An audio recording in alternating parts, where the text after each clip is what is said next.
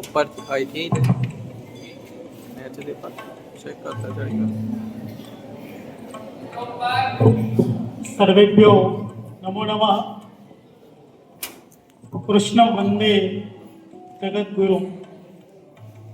Gujarat Sanskrit board, Mahisagar જિલ્લા પ્રશાસન અને જિલ્લા શિક્ષણાધિકારીની કચેરીના સંયુક્ત ઉપક્રમે આજે શ્રીમદ ભગવદ્ ગીતા મહોત્સવનું આયોજન કરવામાં આવ્યું છે। ત્યારે આ કાર્યક્રમના અધ્યક્ષ શ્રી મહીસાગર જિલ્લા પ્રમુખ બાબુભાઈ પટેલ, શ્રીમાન સંયોજક પારગી સાહેબ, મિત્રવર્ય ડૉક્ટર પરેશભાઈ, ડૉક્ટર નરેશભાઈ, મંચસ્થ બીઆરસી, અન્ય મહાનુભાવો, આ સંસ્થાના આચાર્યશ્રી, સભામાં ઉપસ્થિત આચાર્યશ્રી, શિક્ષક મિત્રો, બહેનો અને નાના બાળકો, ઘણી બધી ગીતા વિશે આપણે વાતો સાંભળી છે। થોડુંક મારે બીજરૂપ વક્તવ્ય ગીતા વિશે આપવાનું છે। 20 મિનિટ હું આપણી લઈશ। ત્યારે ભગવાન ગીતામાં કહે છે કે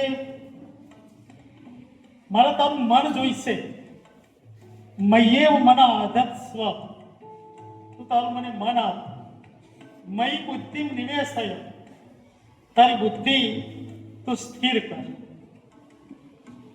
થોડો સમય થઈ ગયો છે, બાળકો પણ છે અને આપણે 20 મિનિટ થોડું મન અને બુદ્ધિ અહીંયા રાખવાની છે। ત્યારે આપણે થોડા કટ્ટા થઈ જઈશું બાળકો, સીધા કટ્ટાના મુદ્રામાં આવી જાઓ। 3 વખત આપણે ઓમકાર નાદ કરવાનો છે આપણા મનને અહીંયા લાવવા માટે। 3 વખત આપણે ઓમકાર નાદ કરીશું સાથે સમૂહમાં। ચલો કટ્ટા, બાળકો સીધા આવી જાઓ, કટ્ટા એકદમ યોગ મુદ્રામાં બેસી જાઓ, બિલકુલ સાયલન્ટ, અવાજ નહીં કરવો જોઈએ। આપણે સાથે ઓમકાર નાદ કરીશું બધા જ।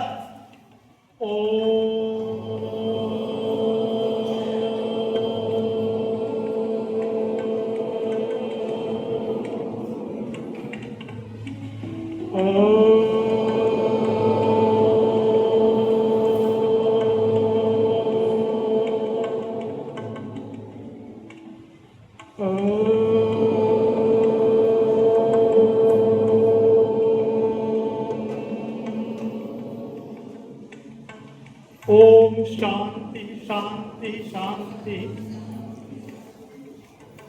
अपना गुजरात संस्कृत बोर्ड द्वारा जो योजना पंचकम, जो 5 योजनाओं बनी है, संस्कृत संवर्धन योजना, संस्कृत प्रोत्साहन योजना, संस्कृत सप्ताह योजना, सत सुभाषित कंठ योजना અને શ્રીમદ ભગવદ્ ગીતા યોજના। તમારી જે 5મી યોજના એટલે કે શ્રીમદ ભગવદ્ ગીતા યોજના, તો એમાં શું કરવાનું છે? આ ગુજરાત સંસ્કૃત બોર્ડનો હેતુ શું છે? કેમ બધાને ભેગા કરવામાં આવી રહ્યા છે? તો શ્રીમદ ભગવદ્ આ ગીતા એક મહાન ગ્રંથ, ધર્મ ગ્રંથ, જીવન ગ્રંથ, એનું સંરક્ષણ, એનું સંવર્ધન અને સાથે સાથે એ આપણા જીવનમાં આવે એવો આ સરકારશ્રીનો પ્રયત્ન છે। આપણે એક શબ્દ બહુ વારંવાર સાંભળીએ છીએ, સનાતન, અને અત્યારે આ શબ્દ સોશિયલ મીડિયામાં બહુ ચાલી રહ્યો છે, સનાતન સંસ્કૃતિ।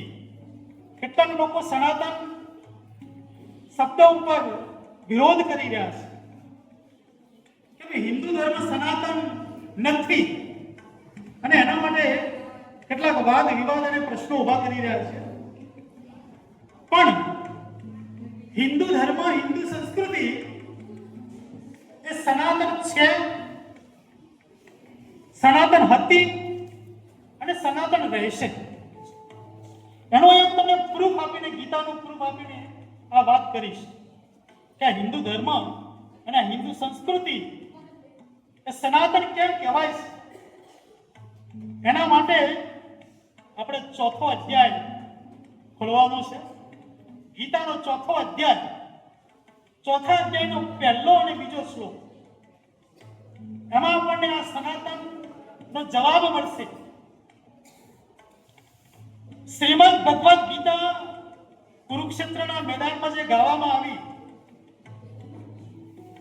આપણે જે 4 યુગ માનવામાં આવે છે,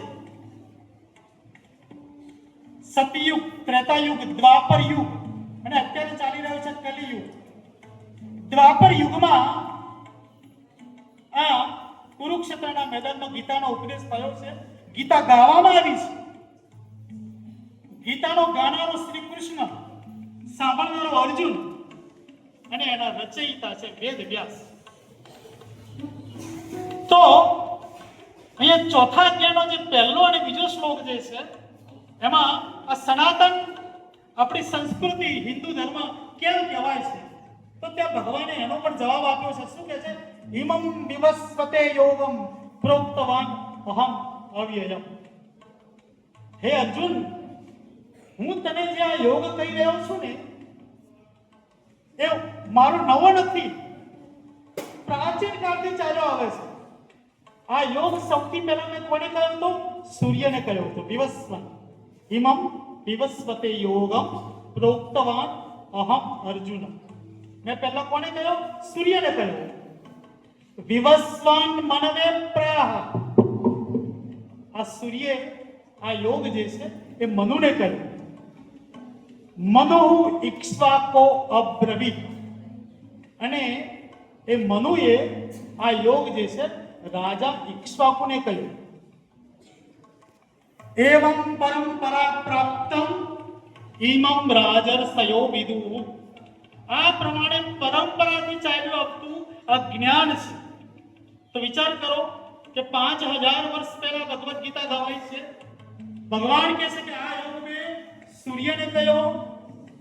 સૂર્ય જે છે એ મનુને કહે છે, મનુ ઇક્ષ્વાકુને કહે છે, અને એ જ યોગ હું તને કહી રહ્યો છું. સનાતન સંસ્કૃતિ છે જે અનાદિ છે, એનો આદિ ક્યારે નથી.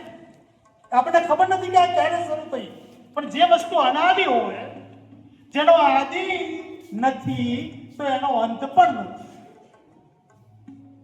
તો આ હિન્દુ સંસ્કૃતિ જે છે અનાદિ સંસ્કૃતિ છે અને સનાતન સંસ્કૃતિ છે. બીજું, હિન્દુ ધર્મના જે અસંખ્ય શાસ્ત્રો છે, વૈદિક સાહિત્ય, આપણા 4 વેદો, બ્રાહ્મણ ગ્રંથો, આરણ્યકો, ઉપનિષદો. કેટલા ઉપનિષદ? 108 ઉપનિષદો છે. કદાચ આપણને 5-10 ઉપનિષદોના નામ પણ ખબર નહીં હોય.